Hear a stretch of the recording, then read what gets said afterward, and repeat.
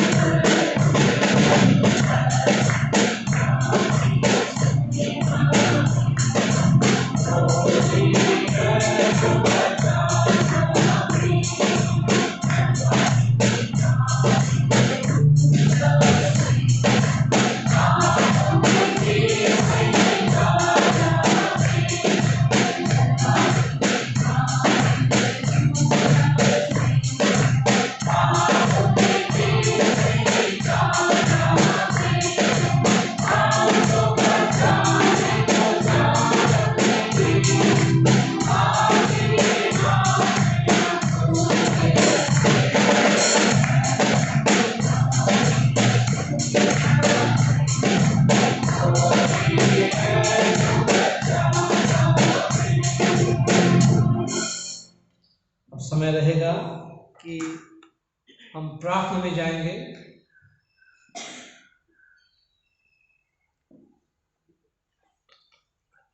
आज reformation day है आज, और इस चुनौती को लेने के लिए बड़े बड़े थियोलॉजन ने,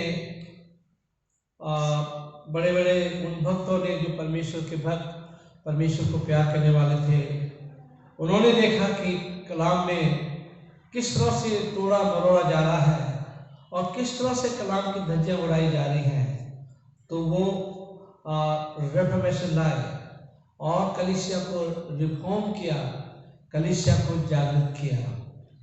और सबसे बड़े रिफॉर्मर तो हमारे प्रभु यीशु हैं कि उन्होंने पूरी दुनिया को बदल दिया और हर दिन लोगों को बदलते हैं। तो परमेश्वर का धन्यवाद हो। हम दुआ में जाएंगे। अनंतकारी पिता परमेश्वर, हम हृदय से धन्यवाद करना चाहते हैं आज के इस दिन के लिए। आज रिफॉर्मेशन संडे है। मार्टिन लूथर, जॉन कॉल्विन और बहुत सारे रिफॉर्मर हुए जिन्होंने अपने प्राणों की चिंता न करते हुए ये कोशिश की कि लोगों तक वचन ठीक से पहुंचे और लोगों को वचन का सही ज्ञान हो। हम धन्यवाद देना चाहते पिता उन लोगों के लिए जिन्होंने ये चुनौतियां ली हैं, उनकी सेवाओं के लिए प्रभु हम धन्यवाद देना चाहते हैं। प्रभु यीशु, हम आपका धन्यवाद देना चाहते हैं कि आप दुनिया के सबसे बड़े रिफॉर्मर हैं। जो शिक्षाएं थी और आपने अनुभव किया, लोग उन शिक्षाओं पे नहीं चल रहे हैं और उन शिक्षाओं को तोड़ मरोड़ करके उन्हें अपने फायदे के लिए इस्तेमाल कर रहे हैं। और आपने भी अपने प्राणों की आहुति दी मेरे प्रभु जी, आपने अपने प्राणों की आहुति दी। हम दिल से प्रभु आपके आभारी हैं कि आपने मानव जाति को सही रास्ता दिखाया। खास करके मैं प्रार्थना करता हूँ आज जितने हम लोग यहाँ पे आए हुए हैं इबादत के लिए, हम बड़ी उम्मीद के साथ प्रभु आपके भवन में आते हैं कि आप हमसे बातचीत करेंगे, आप हमारी दुआओं को सुनेंगे। आज प्रभु मेरी प्रार्थना है, यदि कोई बीमार है आप उन्हें चंद गाइड हैं। यदि किसी की पारिवारिक समस्या है उस पारिवारिक समस्या का समाधान करें। यदि कोई शांत है उनको शांति प्रदान करें। यदि कोई जरूरत में है उन्हें अपने स्वर्गीय खजाने से जरूरतों को प्रभु पूरा करें। प्रभु मैं प्रार्थना करता हूँ गमज़दा खानदानों के लिए जिनके घर में कल और परसों में गमियाँ हुई हैं, दुख में हैं लोग। प्रभु मैं खास करके याद करता हूँ मिस्टर इमानुएल बेंजामिन के खानदान के लिए, जो बहुत ही बुजुर्गवार थे और प्रभु आपने उन्हें अपने पास बुला लिया। प्रभु उनकी खानदान को आप तसल्ली इनायत करें और उस आत्मा को जो तुझ में रहलत कर दी है उस आत्मा को आप शांति दें। प्रभु मैं उस जवान को याद करता हूँ विशाल चार्ल्स, जो प्रभु आप में सो गए हैं। आपने इस जवानी के दिनों में प्रभु उसे अपने पास बुला लिया। हमें मालूम है कि उसमें क्या आपकी इच्छा थी और उसमें उसकी क्या भलाई थी। प्रभु मेरी प्रार्थना है कि उनकी आत्मा को शांति दे और उस पूरे गमज़दा खानदान को प्रभु आप तसल्ली दें। प्रभु मैं प्रार्थना करता हूँ मिस्टर महल के लिए, जो इस कलीसिया के बुजुर्ग थे, पुराने मेंबर थे और प्रभु वो भी तुझ में सो गए हैं, वर्षों से बीमार थे और आपको ने लगा कि बहुत तकलीफें झेल रहे हैं, इसलिए प्रभु आपने उन्हें अपने पास बुला लिया। उनकी आत्मा को शांति दें, उनके परिवार को तसल्ली दें। प्रभु हम आज की इबादत को प्रभु आपके हाथों में रखते हैं। आपकी उपस्थिति हमारे साथ हो।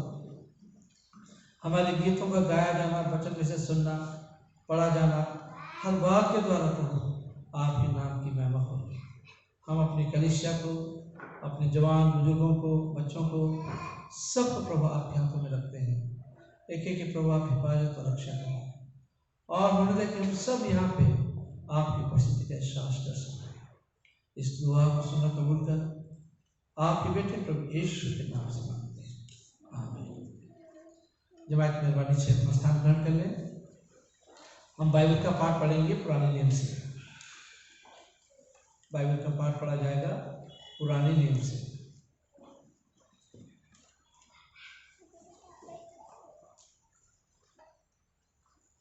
और जिनको बाइबल का पाठ दिया गया है वो आए नहीं सब, मुझे लगता है।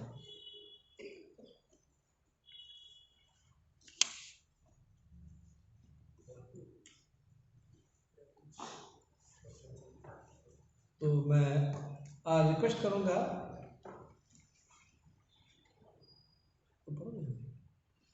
अच्छा इसमें नहीं है, बाइबल में है। सेकंड किंग्स 23 1-9 इनको पढ़ना था, वो आए नहीं, उनको दिया था। Second Kings 23 1-9।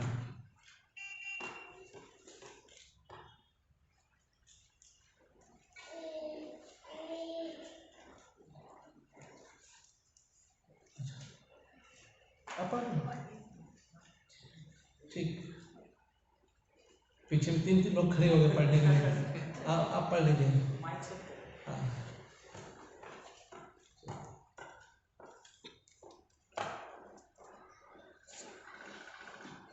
मैं परमेश्वर के वचन से पढ़ूंगी। दूसरा राजा उसका 23वां अध्याय 1 से 9 तक। राजा ने यहूदा और यरूशलेम के सब पुरनियों को अपने पास इकट्ठा बुलवाया, और राजा यहूदा के सब लोगों और यरूशलेम के सब निवासियों और याजकों और नबियों वरन छोटे बड़े सारी प्रजा के लोगों को संग लेकर यहोवा के भवन में गया। तब उसने जो वाचा की पुस्तक यहोवा के भवन में मिली थी, उसकी सब बातें उनको पढ़कर सुनाई। तब राजा ने खंबे के पास खड़ा होकर यहोवा से इस आशय की वाचा बांधी कि मैं यहोवा के पीछे पीछे चलूँगा और अपने सारे मन और सारे प्राण से उसकी आज्ञाएं, चितौनियाँ और विधियों का नित पालन किया करूँगा, और इस वाचा की बातों को जो इस पुस्तक में लिखी हैं पूरी करूँगा। और सब प्रजा वाचा में सहभागी हुई। तब राजा ने हिल्किय्याह महायाजक और उसके नीचे के याजकों और द्वारपालों को आज्ञा दे दी कि जितने पात्र बाल और अशेरा और आकाश के सब गण के लिए बने हैं, उन सबों को यहोवा के मंदिर से निकाल ले आओ। तब उसने उनको यरूशलेम के बाहर की द्रोण के खेतों में फूंक कर उनकी राख बेतेल को पहुंचा दी। और जिन पुजारियों को यहूदा के राजाओं ने यहूदा के नगरों के ऊंचे स्थानों में और यरूशलेम के आसपास के स्थानों में धूप जलाने के लिए ठहराया था, उनको, और जो बाल और सूर्य, चंद्रमा, राशि चक्र और आकाश के कुल गण को धूप जलाते थे, उनको भी राजा ने दूर कर दिया। और वह अशेरा को यहोवा के भवन में से निकालकर यरूशलेम के बाहर किद्रोन नाले में लिवा ले गया और वहीं उसको फूंक दिया और पीस कर बुकनी कर दिया। तब वह बुकनी साधारण लोगों की कब्रों पर फेंक दी। फिर पुरुषगामियों के घर जो यहोवा के भवन में थे, जहाँ स्त्रियां अशेरा के लिए पर्दे बुना करती थीं, उनको उसने ढा दिया। और उसने यहूदा के सब नगरों से याजकों को बुलवाकर गेबा से बेरेशबा तक के उन ऊंचे स्थानों को जहाँ उन याजकों ने धूप जलाया था अशुद्ध कर दिया। और फाटकों के ऊंचे स्थान अर्थात जो स्थान नगर के यहोशू नाम हाकिम के फाटक पर थे और नगर के फाटक के भीतर जाने वाले की बाईं ओर थे, उनको उसने ढा दिया। तो भी ऊंचे स्थानों के याजक यरूशलेम में यहोवा की वेदी के पास न आए। वे अपनी ही रोटी अपने भाइयों के साथ खाते थे। ये परमेश्वर का वचन है। परमेश्वर का धन्यवाद करो। अब हम प्रेज एंड वर्शिप में जाएंगे।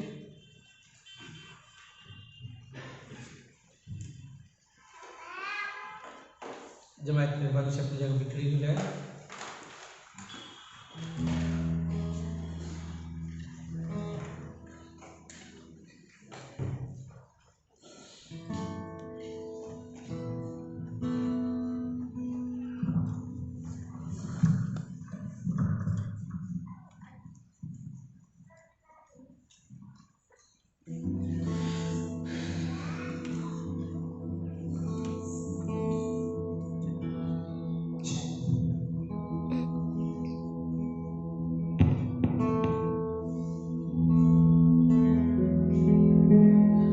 बाइबल इस तरीके से कहती है कि the Lord has blessed us with every spiritual blessings in the heavenly places। वो ये कहती है कि परमेश्वर ने हमको हर एक आशीष से परिपूर्ण करा है स्वर्ग के स्थान। That means वो ये कहती है कि अब परमेश्वर को यहाँ तक कि उंगली हिलाने की भी जरूरत नहीं, उसने सब कुछ हमें पहले से दे दिया। मेरे प्रियो, जब यीशु मसीह हमारे लिए मरा, उसने कहा सब कुछ खत्म हुआ। अब हमारा सिर्फ इतना कार्य है कि जो भी हम चाहते हैं वो केवल विश्वास के द्वारा हम ले सकें इस चीज को। आमीन। परमेश्वर का वचन कहता है रोमन्स 4:17 में कि he calls out those things that are not there as if they are। वो उन चीजों को ऐसे बुलाता है जिनका कोई अस्तित्व ही नहीं है। वो उन चीजों को ऐसे बुलाते हैं जैसे कि वो हो, और वो ही हमको वो बोलता है तू भी ऐसे ही कर। उन चीजों को ऐसे बुला जिनका कोई अस्तित्व नहीं है जैसे कि वो हो। मेरे प्रियो, अगर बाइबल वचन में पढ़ेंगे, उसके वचन में पढ़ेंगे तो हम ये पाएंगे कि परमेश्वर ने सब कुछ हमारे लिए पहले ही कर दिया। उस महान परमेश्वर की आज हम आराधना करते हैं।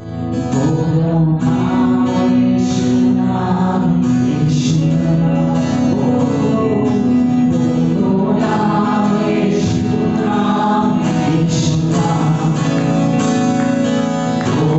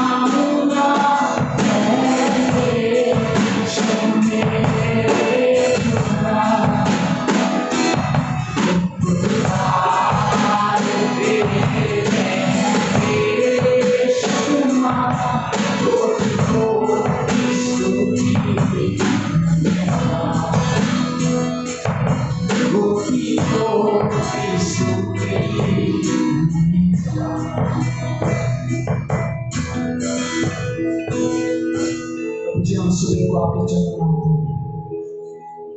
हम धन्यवाद करते हैं इस सुबह के लिए परमेश्वर, इस सुंदर सुबह के लिए परमेश्वर, जो बहुत से लोग नहीं देख पाए। परमेश्वर तूने हमें इस योग्य बनाया है कि इस घर पे आ सके, आपके घर पे आ सके प्रभु, और तेरे नाम को ऊंचा उठा सके, तेरी आराधना कर सके। पवित्र आत्मा, हम आप पे पूर्ण रूप से डिपेंडेंट हैं प्रभु। हम हर एक स्टेप परमेश्वर आपको सौंपते हैं प्रभु, हर हमारे जीवन की हर एक स्टेप आज हमें चैलेंज करें प्रभु। आज हम इस घर में आए हैं प्रभु, हमसे बातचीत कीजिए प्रभु, हमसे बातचीत कीजिए परमेश्वर। हम आपके वचन की खेती कर सकें प्रभु, हम आपके वचन में पढ़ सकें प्रभु, और ये जान सकें परमेश्वर आपका वचन कितना महत्वपूर्ण है प्रभु।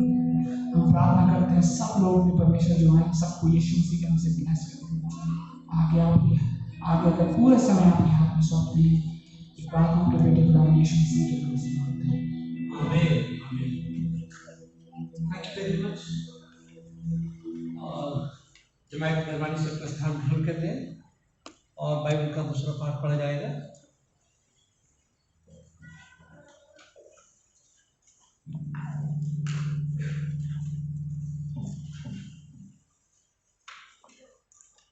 बाइबल का दूसरा पाठ रोमन्स से।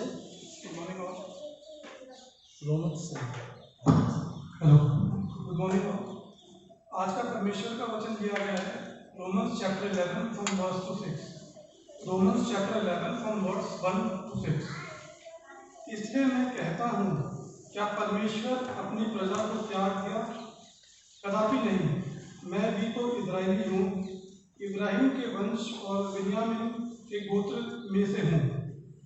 परमेश्वर ने अपनी उस प्रजा को नहीं त्यागा जिससे उसने पहले ही से जाना। क्या तुम नहीं जानते कि पवित्र शास्त्र एलिया की कथा में क्या कहता है कि वह इज़राइल के विरोध में परमेश्वर से विनती करता है कि हे प्रभु, उन्होंने तेरे भविष्यवक्ताओं को घात किया और तेरी बेटियों को ढा दिया है, और मैं ही अकेला बच रहा हूँ, और वह मेरे प्राण के भी खोजी हैं। परंतु परमेश्वर से उससे यह क्या उत्तर मिला कि मैंने अपने लिए 7,000 पुरुषों को रख छोड़ा है, जिन्होंने बाल के आग घुटनों नहीं टेके हैं। तो इसी रीति से इस समय भी अनुग्रह से चुने हुए कितने लोग बाकी हैं। यदि यह अनुग्रह से हुआ तो फिर कर्मों से नहीं तो अनुग्रह फिर अनुग्रह नहीं रहा। ये परमेश्वर का वचन है। परमेश्वर का धन्यवाद हो।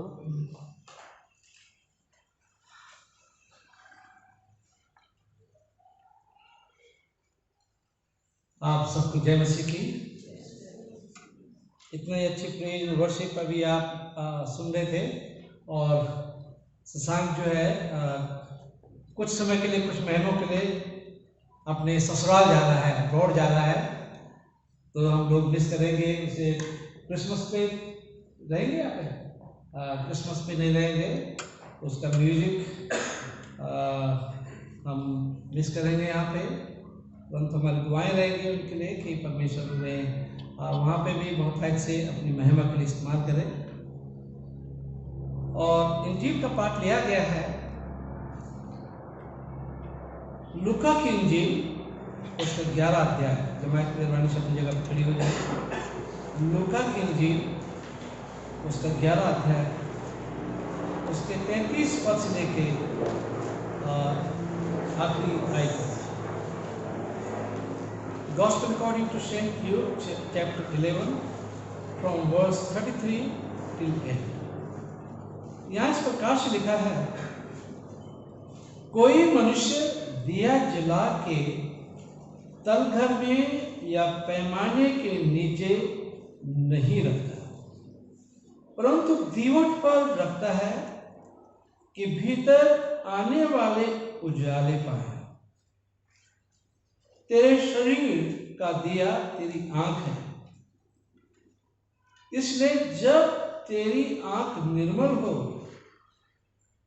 तो तेरा सारा शरीर भी उजाला है, परंतु जब वह बुरी है तो तेरा शरीर भी अंधेरा है। इसलिए चौकस रहना कि जो उजाला तुझमें है वो अंधेरा ना हो जाए। इसलिए यदि तेरा सारा शरीर उजाला हो और उसका कोई भी भाग अंधेरे में न रहे, तो सबका सब ऐसा उजाला होगा जैसे उस समय होता है जब दिया अपनी चमक से तुझे उजाला देता है। जब वो बातें कर ही रहा था तो किसी फरीसी ने उससे विनती की कि मेरे यहाँ भोजन कर। वो भीतर जाकर भोजन करने बैठा। फरीसी ये देखकर अचंभा हुआ कि उसने भोजन करने से पहले स्नान नहीं किया। प्रभु ने उससे कहा, हे फरीसियों, तुम कटोरे और थाली को ऊपर से तो मांजते हो, परंतु तुम्हारे भीतर अंधेरा और दुष्टता भरी है। हे निर्बुद्धियों, जिसने बाहर का भाग बनाया, क्या उसने भीतर का भाग नहीं बनाया? परंतु हाँ, भीतर वाली वस्तु को दान कर दो कि तू देखो सब कुछ तुम्हारे लिए शुद्ध हो जाए। पर हे फरीसियों, तुम पर हाय, तुम पुदीना और सुदाब का और सब भांति के साग पात का 10वां अंश देते हो, परंतु न्याय को और परमेश्वर के प्रेम को टाल देते हो। चाहिए तो था कि उन्हें भी करते रहते हैं और उन्हें भी ना छोड़ते। हे फरीसियों, तुम पर हाय, तुम आराधनालय में मुख्य आसन पर बाजारों में नमस्कार चाहते हो। हाय तुम पर, क्योंकि तुम इन छिपी कब्रों के समान हो, जिन पर लोग चलते हैं परंतु नहीं जानते हैं।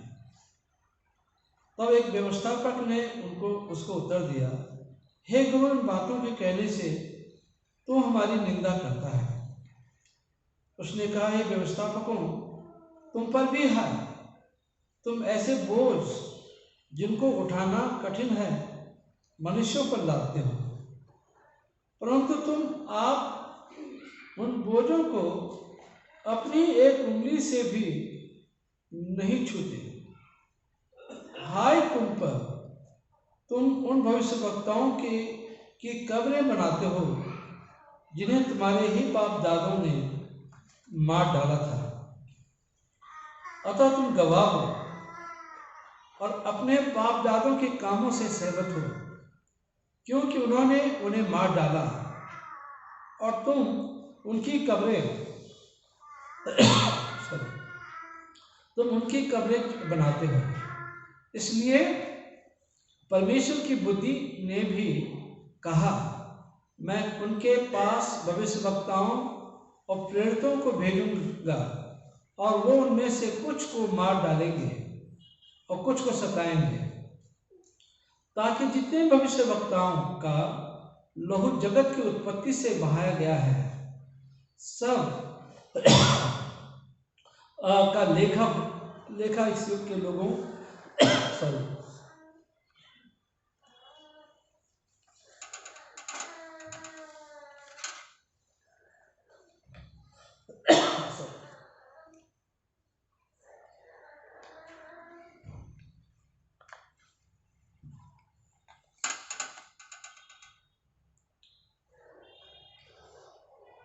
ताकि जितने भविष्यवक्ताओं का लहू जगत की उत्पत्ति से बहाया गया है, सबका लेखा इस युग में लोगों से दिया जाएगा। हाबिल की हत्या से लेकर जकरिया की हत्या तक जो वेदी और मंदिर के बीच में घात किए गए हैं, किया गया है, मैं तुम सच सच कहता हूँ कि उन सब का लेखा इसी समय लोगों से दिया जाएगा। हाय तुम पर व्यवस्थापकों पर, तुमने ज्ञान की कुंजी ले ली, परंतु तुमने आप ही प्रवेश नहीं किया और प्रवेश करने वालों को भी रोक दिया।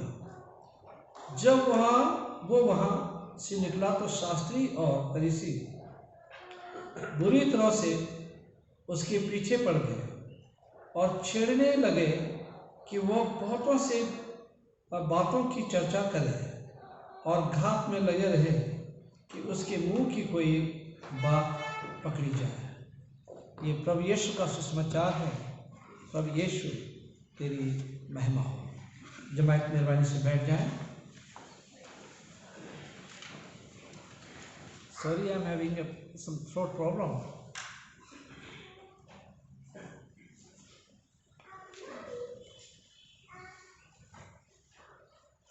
प्रार्थना करें।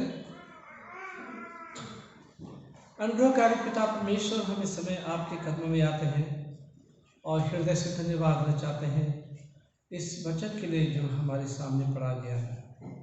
इस वचन के द्वारा प्रभु आप हम सब से बातचीत करें। धन्यवाद देना चाहते पिता उन लोगों के लिए जिन्होंने रिफॉर्मेशन के लिए काम किया। हम धन्यवाद देना चाहते पिता कि आप सबसे पहले रिफॉर्मर हैं जिन्होंने तौरात की किताब में और धर्म में जो है रिफॉर्मेशन लाए। हम अपने आप को, अपने जीवनों का प्रभु आपके हाथों में रखते हैं। इस दुआ को सुनना कबूल कर आपके बेटे प्रभु यीशु के नाम से मांगते हैं, आमीन। आज जो है जर्मनी में बहुत बड़ा जश्न मनाया जा रहा होगा क्योंकि मार्टिन लूथर जो है रिफॉर्मर हुए और उन्होंने जब वचन को पढ़ा, बाइबल को पढ़ा, तो उन्हें लगा कि जो कुछ ये लोग बोलते हैं ये बिल्कुल वचन से बिल्कुल हटके है। जो ये लोग कार्य करते हैं वचन से हटके काम करते हैं। जब उन्होंने बाइबल को बहुत अच्छी तरह से पढ़ा, पहले हर एक के हाथ में बाइबलें नहीं होती थी और क्या करते थे कि प्रीस्ट के पास में एक पर्चा होता था, आज भी होता है रोमन कैथोलिक चर्च में एक पर्चा होता था, उसमें से पढ़ लिया जाता था और किसी को भी पढ़ने की इजाज़त, बाइबल को पढ़ने की इजाज़त नहीं थी। और जब मार्टिन लूथर ने पढ़ा और समझा तो उन्हें लगा कि ये बहुत गड़बड़ है, तो उन्होंने थीसिस लिखी और अपने चर्च के खिलाफ गए। वो क्या बोलते हैं, रोमन कैथोलिक चर्च के खिलाफ गए और उन्होंने 95 थीसिस लिखी जो जर्मनी में टंगी हुई है, विटनबर्ग की चर्च में जो टंगी हुई है। उसमें एक थीसिस थी, the priesthood of all believers. जितने विश्वासी हैं सब प्रीस्ट हैं, ऑर्डिनल मिनिस्टर नहीं होंगे परंतु अपने अपने घर के क्या हैं, प्रीस्ट हैं। तो और मार्टिन लूथर ये समझाना मांगता था कि आप अपने घरों के याजक हैं और एक याजक की जिंदगी कैसी होनी चाहिए। उसने बताया कि एक याजक कैसा होना चाहिए, जो पास्टर है, दूसरे शब्दों में कहा जाए पास्टर है या सेवक है प्रभु का, उसे कैसा होना चाहिए। बिशप है, उन्हें कैसा होना चाहिए, ये उन्होंने समझाया। और ये रिफॉर्मेशन जो है रोमन कैथोलिक चर्च में लाया। उसके लिए उन्हें बहुत सजा का सामना करना पड़ा, मुश्किलों का सामना करना पड़ा, परंतु आज भी उनकी 95 थीसिस की आउटलाइन जो है विटनबर्ग चर्च के जर्मनी में टंगी हुई है। कल जो है कल से जो है वहाँ पे बड़े प्रोग्राम हो रहे हैं और आज भी बड़े प्रोग्राम मार्टिन लूथर के ऊपर में और उनकी पिक्चरें दिखाई जा रही हैं। तो ये बहुत अच्छी बात है कि वो बड़े रिफॉर्मर हुए और लोग भी रिफॉर्मर हुए जिन्होंने बहुत काम किया। इसकी थोड़ा स्टडी देने के लिए तो बहुत सारा समय लगेगा, बहुत बड़ी डिटेल है इसकी थोड़ा स्टडी के लिए। परंतु जो मैं आज बताना मांगता हूँ आपको कि यीशु भी ऐसे समय में आया जब लोग कलाम की बातें बहुत करते थे, बहुत धार्मिक बनते थे, हर चीज का दसवांश देते थे। सॉरी, दसवांश देना बहुत अच्छी बात है, बिब्लिकल बात है। परंतु जो है वैसे वो सीरियस जो है न्याय को नहीं लेते थे और हर एक के लिए फर्क फर्क लॉ को इंटरप्रेट किया जाता था। दूसरों के लिए दूसरे बायलॉज बन जाते थे, लॉ फ्लेक्सिबल हो जाता था। जो सीधे लोग होते थे, गरीब तबके के लोग होते थे, उनके लिए लॉ बहुत ही स्ट्रिक्ट हो जाता था। तो फ्लेक्सिबल भी था और बहुत ज़्यादा स्ट्रिक्ट भी था। तो ये बातें हो रही थी उस जमाने में और यीशु ऐसे समय में आया और यीशु ने ऐसे नियमों के खिलाफ आवाज उठाई क्योंकि लोगों को दबाया जा रहा था। जिस काम को फरीसी लोग जो है वो धर्म के ठेकेदार लोग जो है नहीं कर पाते थे, उन कामों को उन पे थोप देते थे। उनसे उम्मीद करते थे कि ये काम इन्हें करना चाहिए, परंतु खुद उस काम को नहीं कर सकते थे। तो ज़्यादा कानून और ये वो तमाम जो थे ये आम आदमी के लिए थे और यीशु ने जो है इसके खिलाफ जो है आवाज उठाई। और प्रभु यीशु कहते हैं रोशनी के बारे में, कहते हैं कि कोई मनुष्य दिए जला के तलगर में या पैमाने के नीचे नहीं रखता। They were highly intellectual people. These Jews and Pharisees, they were highly intellectual people. और 5 किताबें पेंटेटुक की उनकी बिल्कुल रटी हुई थी। एक एक चीज उन्हें मालूम था, कौन से वर्ष में क्या लिखा है उन्हें सब मालूम था। परंतु उस डिवाइन लाइट को वो छुपा के रखते थे, उसको लोगों को एक्सप्लेन नहीं करते थे। लोगों को क्या फायदा हो सकता है, क्या रूहानी तरक्की लोगों की हो सकती है, उनको नहीं बताते थे। तो यीशु ये बताना मांग रहे हैं कि तुम्हारे पास जो नियम और कानून है, जो बहुत अच्छी चीजें हैं, उनको तुम्हारे छुपा के रखा हुआ है ताकि लोगों को पता नहीं चले, आम आदमी को पता नहीं चले और समय आने पे उन पे इल्जाम लगा दिया जाए कि ये आदमी ये इतना खराब है, इसने लॉ का वो किया, डिसोबे किया है, इसलिए जो है इसे सजा मिलनी चाहिए। फिर यीशु कहते हैं भीतर आने और ये रोशनी इसलिए रखी जाती थी, ये दीवट इसलिए होता है कि जो अंदर आए उसे उजाला मिले, वो रोशनी में अंदर जा सके।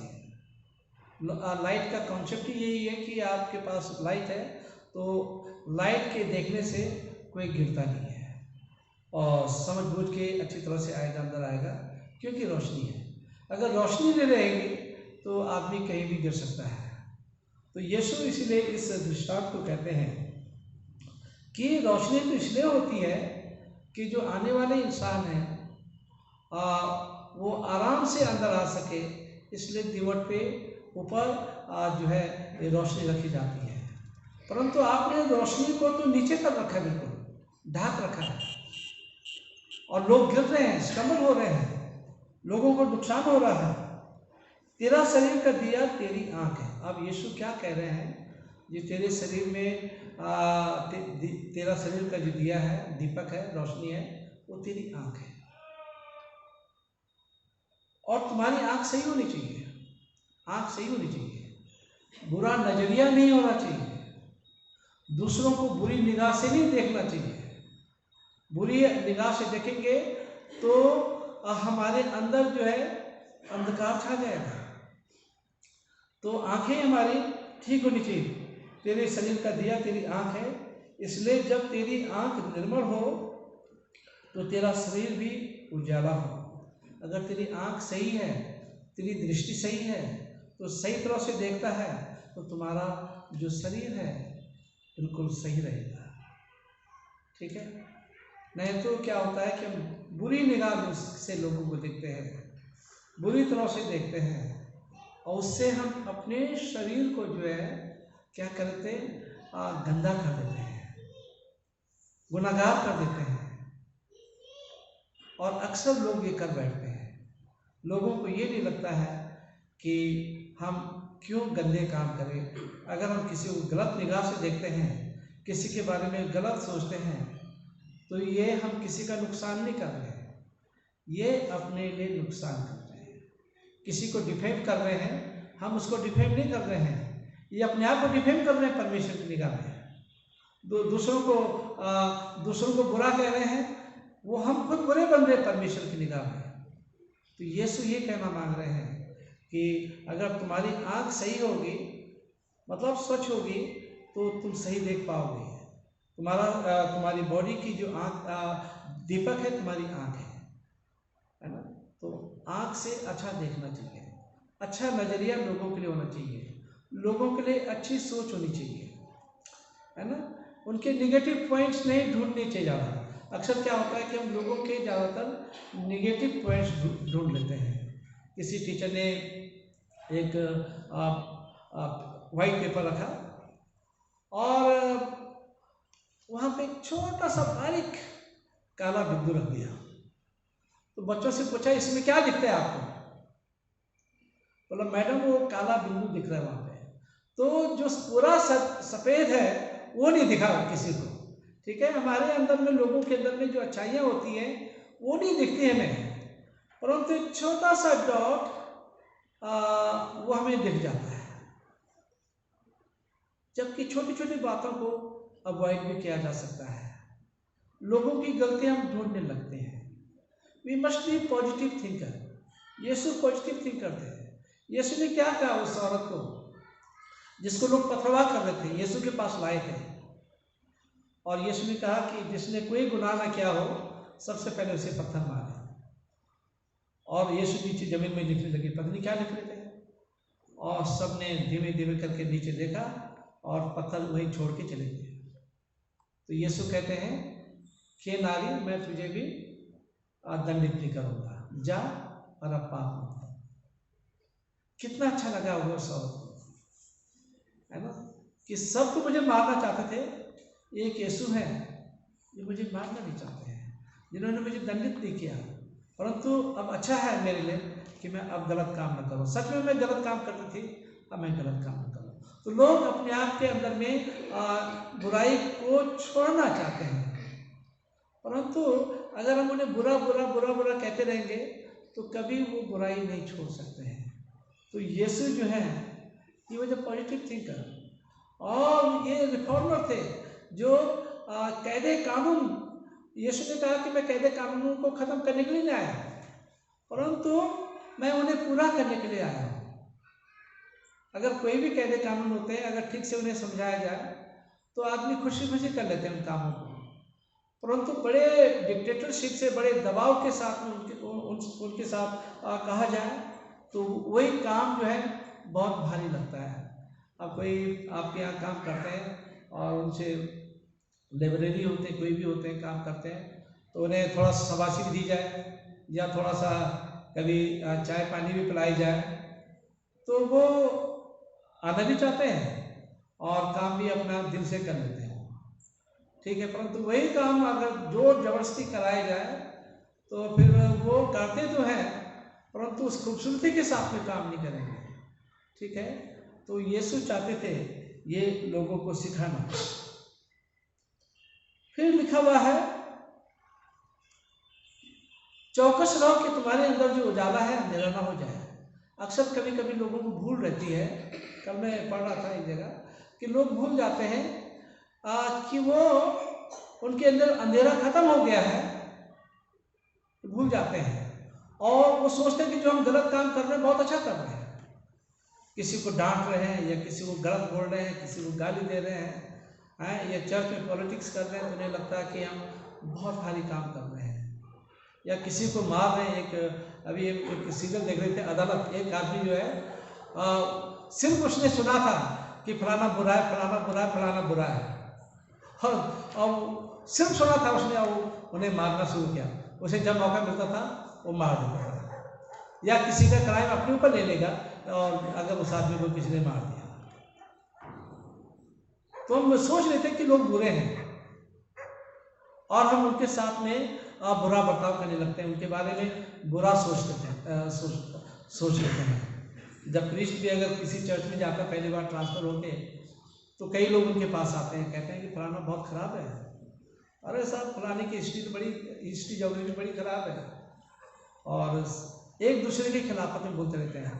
और जो उस टाइप के रहते हैं वो उसी स्पेक्ट से देखना शुरू कर देते हैं, उसी नज़रिए से देखना शुरू कर देते हैं। उस इंसान को जिसके बारे में कुछ कहा गया वही देखने लगते हैं।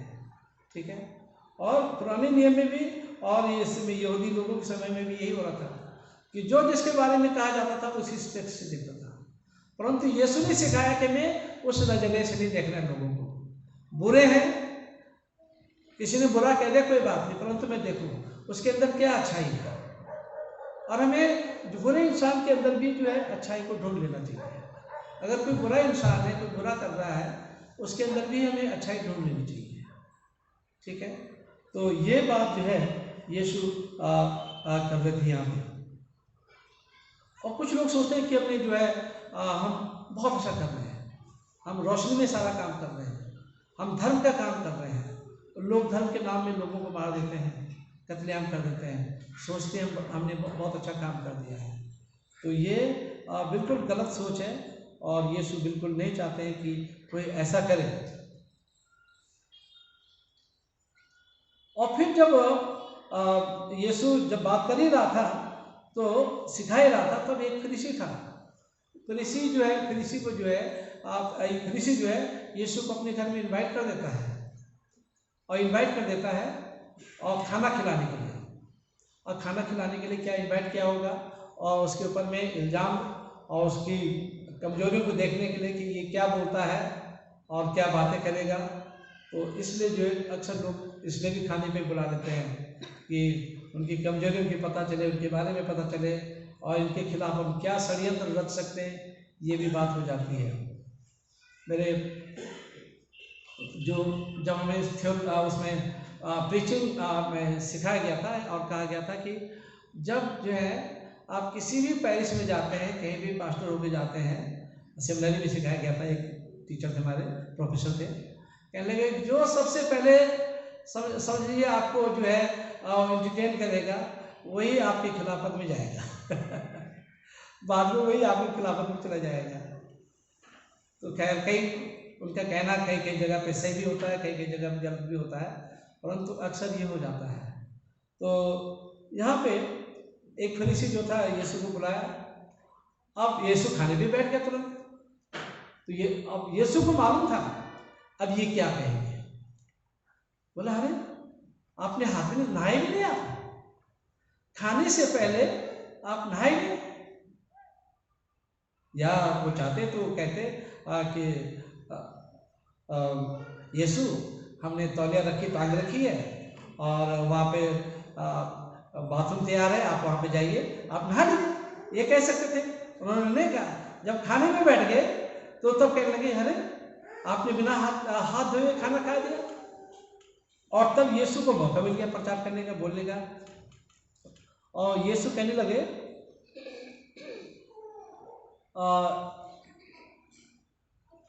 यीशु यहाँ पे क्या कहने लगे फरीसियों, जब फरीसियों ने उन्हें खाने में बुलाया तो यीशु कहने लगे, तब प्रभु यीशु ने उनसे कहा, हे फरीसियों, तुम कटोरे और थाली को ऊपर से तो मांजते हो, ऊपर से मांजते हो, चमक रहते, बिल्कुल चमका रहता है, ठीक है, परंतु तुम्हारे भीतर अंधेर और दुष्टता भरी है।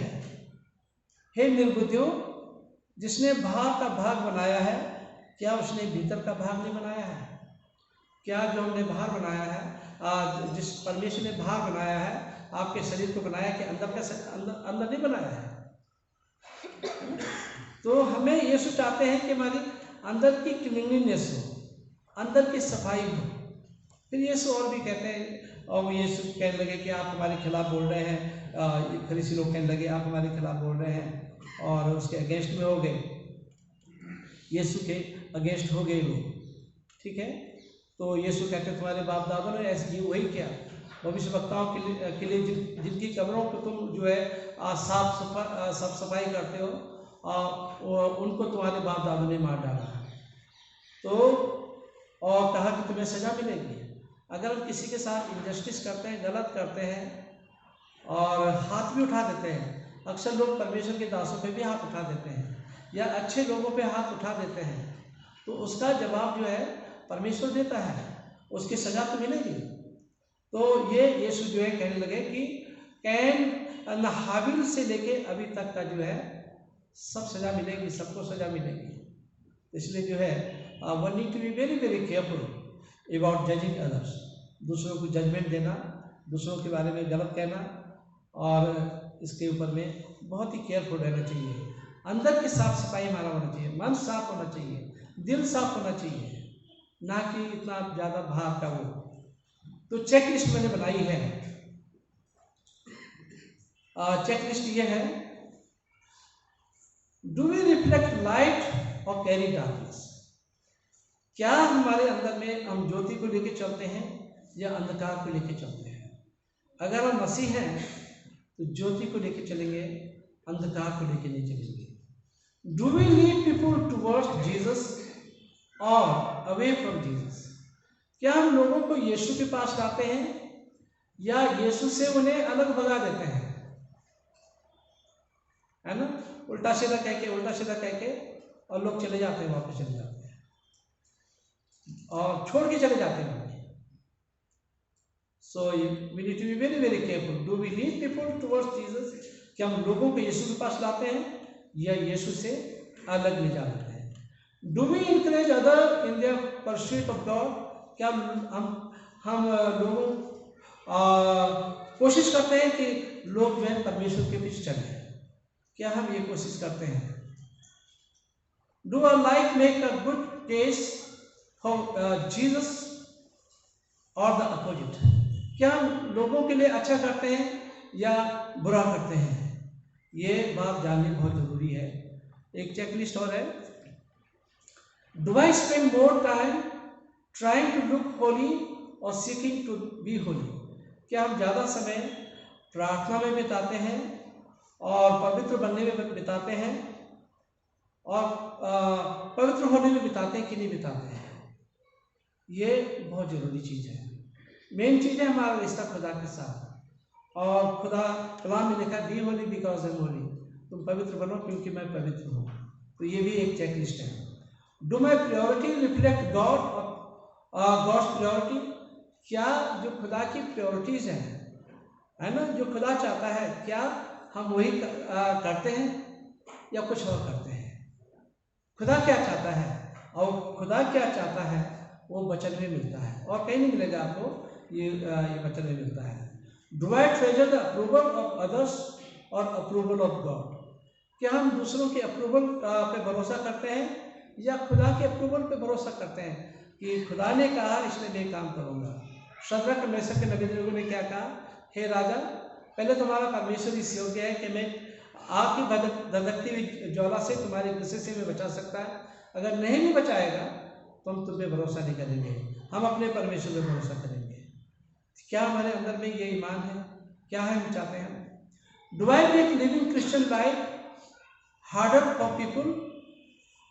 Do I make living Christian life harder for people by my expectation?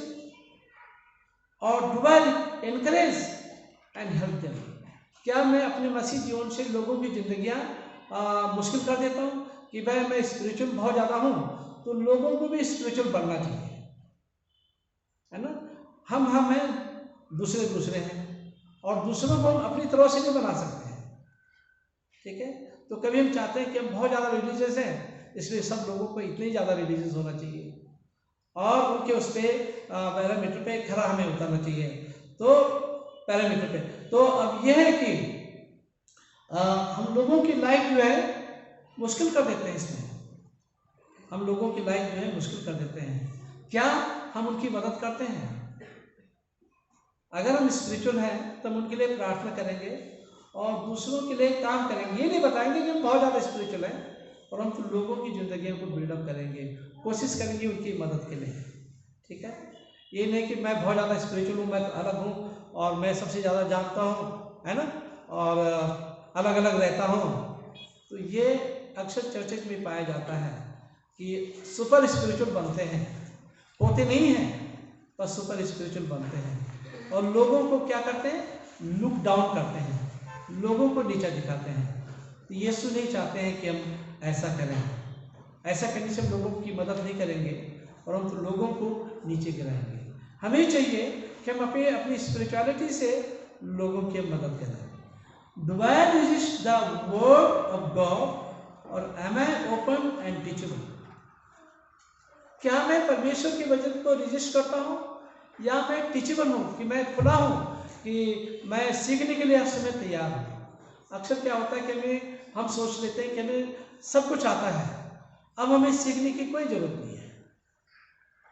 We need to be teachable, we need to be open, है ना। तो ये बात जो है यीशु चाहते हैं हम लोगों से।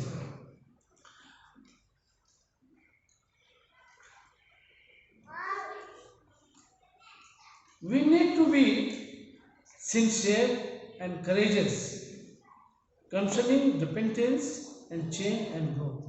हमें बहुत ज़्यादा करेजियस होना चाहिए, सिंसियर होना चाहिए पापों से माफ़ी मांगने के लिए, जीवन में परिवर्तन के लिए और आत्मिक जीवन की उन्नति के लिए, है ना। ये नहीं सोच लेना चाहिए कि मैं आत्मिक तौर से बहुत ज़्यादा ऊंचा हो गया हूँ, मैं हूँ, मुझे पश्चाताप की जरूरत नहीं है, मुझे रिपेंटेंस की जरूरत नहीं है, मैं गलती कर ही नहीं सकता हूँ, मैं गलती कर ही नहीं सकता हूँ। अक्सर लोग ये कहते हैं मैं गलती कर ही नहीं सकता हूँ। एक बार की बात है, एक बुजुर्गवार थी हमारी कलीसिया में, बरेली में, बहुत बुजुर्गवार, बहुत ही मैच्योर लेडी। तो एक पादरी साहब हमारे थे, मैं नाम लूँगा, तो ये कहने लगे कि पादरी साहब आपने ये किया। बोला मैं ये काम मैं गलत हूँ ही नहीं, मैं गलत कर ही नहीं सकता हूँ, मैं कर ही नहीं सकता हूँ। तो उन्होंने क्या जवाब दिया कि पादरी साहब I am glad to meet you, अगर आप बुरा आप कोई गलती नहीं कर सकते इसका मतलब you are Firishta, you are angel, आप फरिश्ते हैं और आपको इस धरती पे होना ही नहीं चाहिए, आपको कहीं और होना चाहिए। ठीक है, तो इसलिए जो है जब तक हम ह्यूमन बीइंग रहेंगे गलतियां रहेंगी, तो इसलिए हमें जीवन में, आत्मिक जीवन में आगे बढ़ना चाहिए और बढ़ते रहना चाहिए और परिवर्तन के लिए हमारे अंदर में हमारा जीवन खुला होना चाहिए कि परिवर्तन को हम एक्सेप्ट करें और प्रभु में आगे बढ़ते जाएं। ठीक है, अब हम प्रार्थना में जाएंगे। प्रभु यीशु, हम इस समय आपके कदमों में आते हैं और धन्यवाद देना चाहते हैं इस सुंदर समय के लिए। प्रभु मैं धन्यवाद देना चाहता हूँ कि आप सबसे बड़े रिफॉर्मर इस इंसानों के इतिहास में रहे हैं और आपसे बड़ा रिफॉर्मर कोई हो नहीं सकता है। परंतु धन्यवाद देना चाहते पिता मार्टिन लूथर के लिए और तमाम दूसरे जो रिफॉर्मर हुए हैं, हम उनके जीवन के लिए प्रभु धन्यवाद देना चाहते हैं। हम अपनी कलीसियाओं को, अपने जीवनों को प्रभु आपके हाथों में रखते हैं। इस दुआ को सुनना कबूल कर आपके बेटे प्रभु यीशु के नाम से मांगते हैं, आमीन।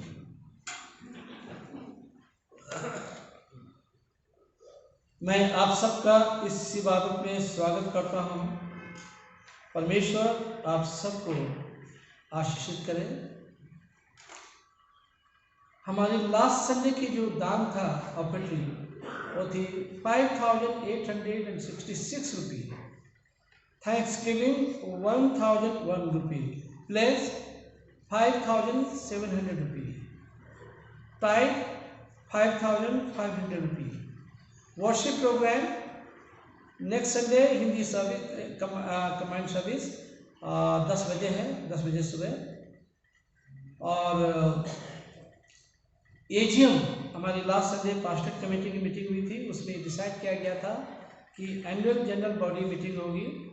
और मेरी रिक्वेस्ट है संडे स्कूल से, WFCS से, कि आप अपनी अपनी रिपोर्ट तैयार कर लें और जल्दी से जल्दी दे दें, ताकि कमेटी में आपकी रिपोर्ट रखी जाए इससे पहले कि आपकी रिपोर्ट एजीएम में जाए।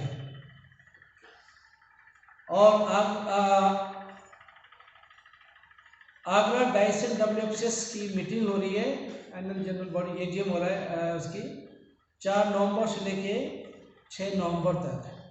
अगर कोई जाना चाहता है आगरा में तो आप लोग जा सकते हैं, WFCS की मैंने जा सकती हैं। रजिस्ट्रेशन जो है या तो WFCS देगी, लोकल WFCS, या चर्च बेयर करेगा। अगर WFCS के पास पैसा नहीं है तो चर्च बेयर करेगा। पर हेड 600 रुपये, पर पर्सन 600 रुपये। वेन्यू जो है पास्टोरल सेंटर वजीरपुरा आगरा, यहाँ पे भी हमारी भी मीटिंग होती है पास्टर्स की, तो आप लोग यहाँ पे जा सकते हैं। ओवेचरी मिस्टर इमानुएल बेंजामिन, वो प्रभु में सो गए हैं, वो 99 प्लस हो रहे थे और वो प्रभु में सो गए हैं। अभी 2 दिन पहले उनकी डेथ हुई है और आज वो यहाँ देहरादून में पहुँचेंगे। और कल जो है, कल शाम को 4 बजे उनका फ्यूनरल है। मिस्टर विशाल चार्ल्स, ये बहुत ही ज़्यादा यंग आदमी थे, about 38 ईयर्स ओल्ड, बहुत ही हंसमुख अच्छा इंसान, और प्रभु में सो गया। वो एक शादी में गए थे और उनकी डेथ हो गई है। तो आज उनका जो फ्यूनरल है वो 3:15 पे उनका फ्यूनरल है। वैन नॉट अरेंज, अच्छा वैन जो है अरेंज नहीं हो पाई है, तो आई डोंट नो व्हाई। अच्छा, तो यहाँ पे 3:15 पे वहाँ पे फ्यूनरल होगा। फिर मिस्टर महल, जेस महल जो है, उनकी भी डेथ हो गई है। उनका भी फ्यूनरल आज 12:30 बजे होगा। कितना? 1:30 बजे, हाँ। तो उनका फ्यूनरल तब होगा, तो उनके लिए भी हम उनके परिवार के लिए भी हम दुआ करेंगे। और फिर उन लोगों के लिए प्रार्थना करेंगे जिनके बर्थडे, वेडिंग एनिवर्सरी है किसी का बर्थडे आज? रेबेका का बर्थडे है, और आपका? हाँ, इस वीक में है, ठीक है, आप आगे आ जाइए। और सुबी का भी बर्थडे है, ठीक है।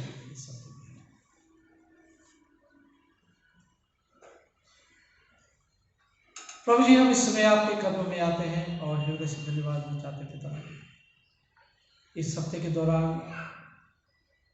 सुरभि का बर्थडे और इस बेटी का बर्थडे है, तो हमारी प्रार्थना इन दोनों के लिए, इन्हें लंबी उम्र दे और अच्छी सेहत दे, अपने पनाह और अपनी हिफाजत में रख मेरे प्रभु इन्हें, और ये लोग अपने जीवन में तरक्की करें, बहुत आगे बढ़ें, और इनके जीवनों के द्वारा प्रभु आपके नाम की महिमा हो। प्रभु मैं प्रार्थना करता हूँ निक्की के लिए, जब उसका आज बर्थडे है, प्रभु आप उस बेटी को भी लंबी उम्र दें और अच्छी सेहत दें। और इन तीनों बेटियों को प्रभु आपके हाथ में रखते हैं, इन्हें अपनी पनाह, अपनी हिफाजत में रखें। इस दुआ को सुना कबूल कर आपके बेटे प्रभु यीशु के नाम से मांगते हैं, आमीन। इधर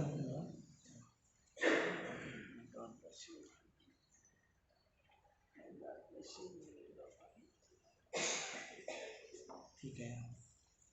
और प्रार्थना करें उन लोगों के लिए जो बीमार हैं, और उन सबको हम जानते हैं, और उन सब के लिए हम प्रार्थना करें। एक्सटेम्पोर प्रेयर कर लूँगा मैं, और जमायत मेहरबानी से अपनी जगह पर खड़े हो जाएं, और हम प्रेरितों का विश्वास वचन साथ साथ कहेंगे।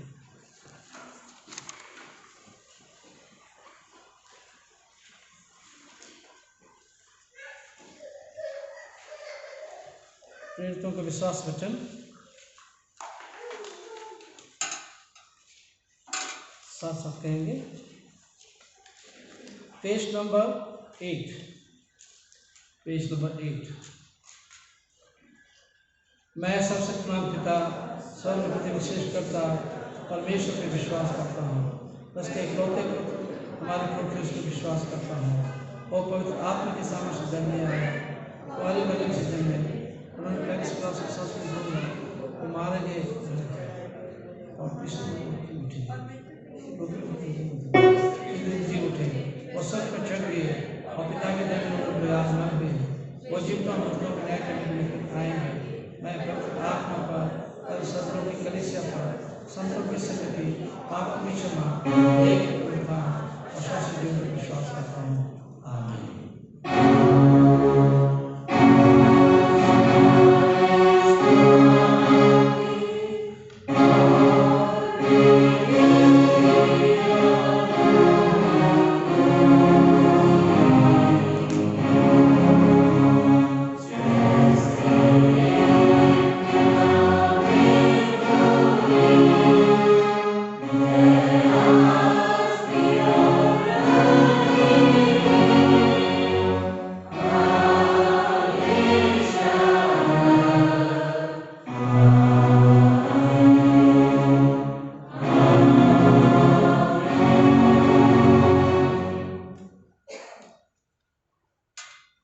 गीत गाएंगे, उसी के साथ आप राधे भी लेंगे।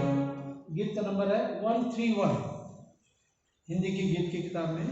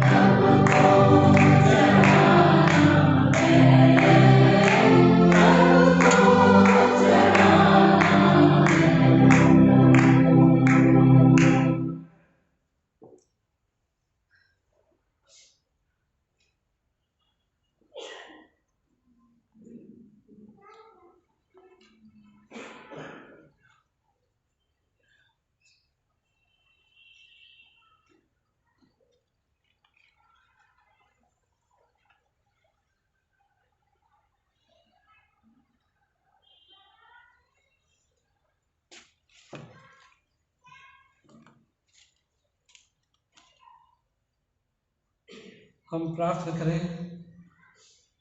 अनुग्रहकारी पिता परमेश्वर, हम इस समय आपके कदमों में आते हैं, खास करके धन्यवाद चाहते हैं आज के इस दिन के लिए। और आप हमारे बीच में यहाँ पर उपस्थित हैं। जो बात हम सोच के आए हैं प्रभु, आपने वो किया होगा हमारे लिए, वो कर लिया है, हमारी दुआओं को सुन लिया है। हम हृदय से प्रभु आपके बारे हैं और आपके उन खादिमों के लिए जो रिफॉर्म लाए हैं, धन्यवाद में चाहते पिता आपके जीवन के लिए कि आपने सबसे बड़ा परिवर्तन मानव के इतिहास में आप लाए हैं मेरे प्रभु। प्रभु हम देखिए हम उस परिवर्तन को समझ सकें, कलाम की गहरी बातों को समझ सकें और प्रभु उसी के अनुसार अपना जीवन व्यतीत कर सकें मेरे प्रभु। लोगों के लिए हम रोशनी का कारण बन सकें। खास करके हम प्रार्थना करते प्रभु, धन्यवाद में चाहते इस दान के लिए जो आपके बच्चों ने बड़ी श्रद्धा भक्ति से दिया है। इस दान पे प्रभु आपकी बड़ी बरकत हो। इस दान को प्रभु आप अपने राज्य की बढ़ोतरी के लिए प्रभु इस्तेमाल करें। जिन्होंने दिया उन्हें बहुत आय से देना, ताकि उनके खजाने में से भरे पूरे रहें और हमेशा तेरी खिदमत के लिए उनके हाथ आगे रहें। हम गमजदा खानदान के लिए प्रभु प्रार्थना करते हैं जो भी गमी में है, और प्रभु उन सबको आप तसल्ली इनायत करें। महल खानदान को और बेंजामिन खानदान को और विशाल चार्ल्स के खानदान को प्रभु हम आपके हाथों में रखते हैं। और जो भी फ्यूनरल है एक एक इंतजाम प्रभु आपकी ओर से उन्हें प्रभु मैं प्रार्थना करता हूँ खास करके उन लोगों के लिए जो बीमार हमारी कलीसिया में। हम वैसे तो डेली उनके लिए प्रार्थना करते हैं, प्यारे प्रभु हम प्रार्थना करते हैं जो बीमार हैं उन्हें चल जाए दें, जो ज़रूरत में है उनकी ज़रूरतों को पूरा करें, जो परेशान हैं उनकी परेशानी का समाधान करें और हमारी कलीसिया के प्रभाव की बड़ी बरकत हो। दुआ करते हैं कि बहुत जल्दी हमारी कलीसियाएँ खुल सकें और पूरी तरह से खुल सकें, ताकि आपकी इबादत को हम फ्रीली कर सकें मेरे प्रभु। और आगे ये कार्यक्रम को और जो क्रिसमस वगैरह आने वाला है प्रभु, एक एक बात को प्रभु हम आपके हाथों में रखते हैं। इस दुआ को सुनना कबूल कर आपके बेटे प्रभु यीशु के नाम से मांगते हैं, आमीन। प्रभु की प्रार्थना साथ मिलकर कहेंगे।